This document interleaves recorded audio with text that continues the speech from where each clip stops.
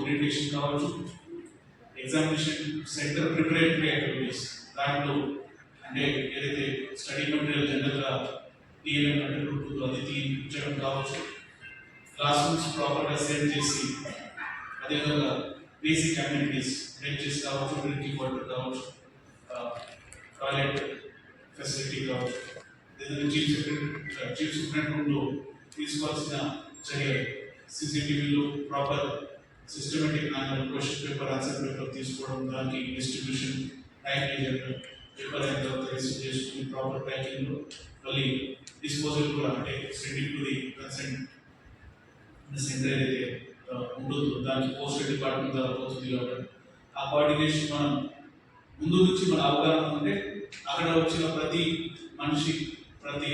ఉద్యోగి మన ద్వారా వారికి ఇన్స్ట్రక్షన్స్ పోతాయి కాబట్టి నా పరిధిలో ఈ స్టూడెంట్స్ యాక్టివిటీస్ ఉన్నాయి, స్టూడెంట్స్ మనిషి మీరు బాధ్యత అయింది వాళ్ళు ఇది చేయాలి, ఈ టైం లో చేయాలి, వాళ్ళకి క్లియర్గా మీరు కమ్యూనికేట్ చేస్తే ప్రతి యాక్టివిటీ అట్లా నడుస్తుంది.